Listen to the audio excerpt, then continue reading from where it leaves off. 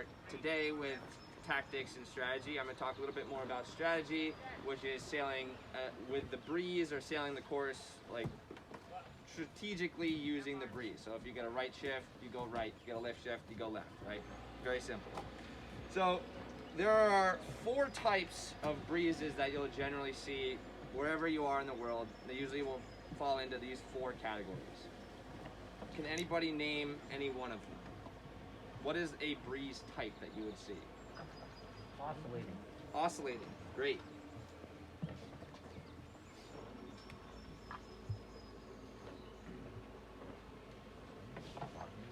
So oscillating is one of them. Persistent. Persistent. Chris is on a roll. Head of the class. Third one. No breeze. Sure. We can put that as a special 5th category. You call it shifting? Shifty breeze? Shifty, yeah. So I call this flap and tack, which means like it just comes out of nowhere. You can't find a pattern. It's just sort of random. It shifts all over the place. Then you're immediately auto tacked, right? You didn't do anything, but the wind has tacked you. So flap and tack. So just all over the place, super shifty.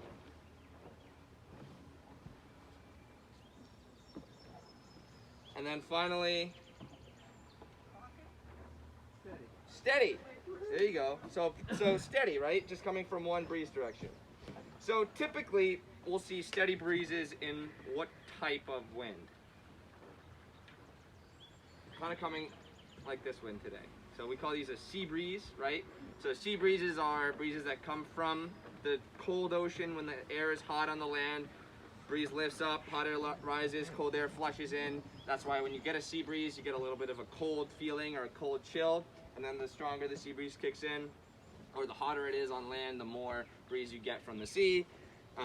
Oscillating kind of can come from a sea breeze, mostly just because sea breezes tend to come back and forth, just depending on how they come in and how the air circulates through the northern hemisphere, right? I think you draw it like this.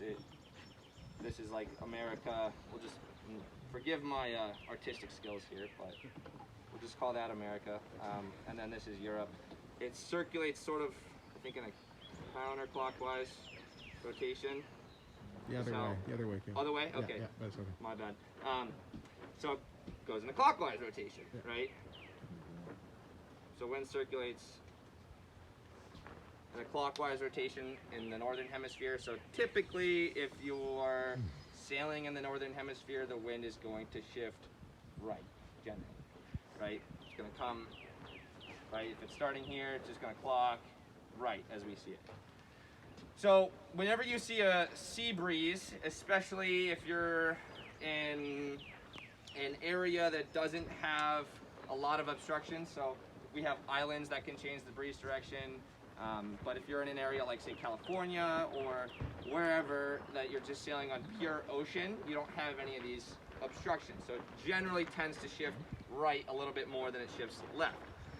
And then the next is persistent, which means that it only shifts in one direction. So if we were to draw like arrows, right, oscillating looks like this, where we have big shifts going on either side. Persistent is we have big shifts going to one side and very little shifts coming to the other side, right? And then flap and tack is just sort of all over. And then steady is just coming one direction, right? So persistent means that it's going to start going right, and then it looks like it might come back, but it's just going to keep going and shifting farther to the right. And then flap and tack obviously is just all over the place, and then steady just comes directly straight down the line. So using these 4 categories, you can make a lot of your plan or your sailing strategy just based off of these breeze conditions. And it comes down to sort of 2 words, or 3 words really. Cross, tack, or duck, right? So cross and duck sort of fall in the same category, but how many of you guys have been in a situation where there's a starboard boat coming and you really want to go right, but there's a starboard boat and you're not sure if you want to like suck up your pride a little bit and then duck that guy because you want to beat him, right? glub in there, and then you end up tacking, and then it shifts right, and you lose, right?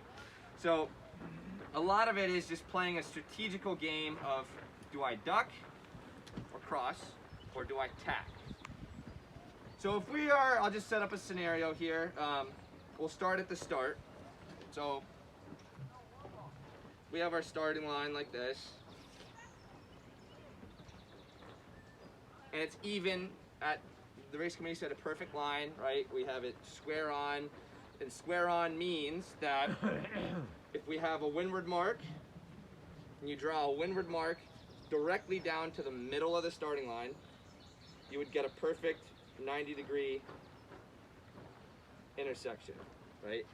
Meaning that you can go theoretically right and sail the same distance as if you went to the left, right? That never happens in a race committee because one, it just shifts all over the place. Two, race committees tend to favor the pin end a little bit more. If they have a really nice race committee boat and they don't want a bunch of boats hitting them, then they'll set it towards the pin, right? And then just wave skew, anything, a whole bunch of just random factors will not make this line square.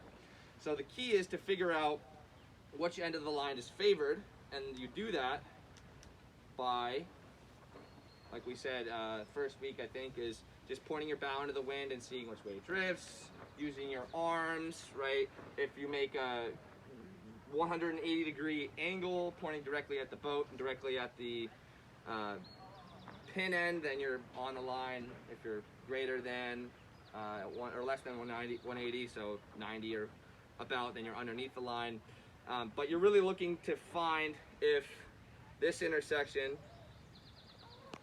is a little bit less than 90 and greater than 90 on that side, and then you would start on the side that's less than 90, right? So the way we want to play this with breeze, or how I'm thinking I want to sail with breeze, is I want to decide if it's square on exactly what breeze condition I'm sailing in. So this is why we get out to the race courses early. We do split tacks with our friends, right? One guy sails one way, the other guy sails another way. We just go out and just get out there early, get a feel for what's going on, and then we start a race.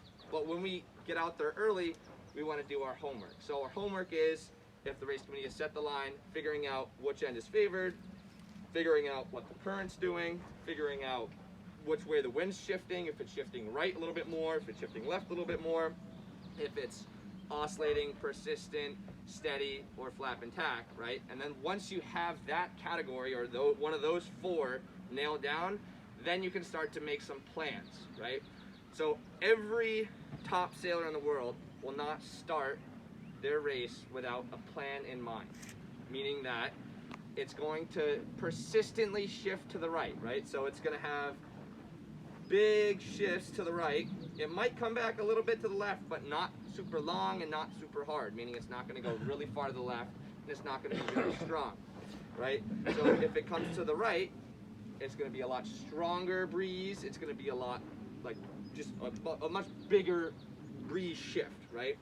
So if we have a persistent shift, and that's the category that we've started in, then we want to probably sail to the right side of the course, right?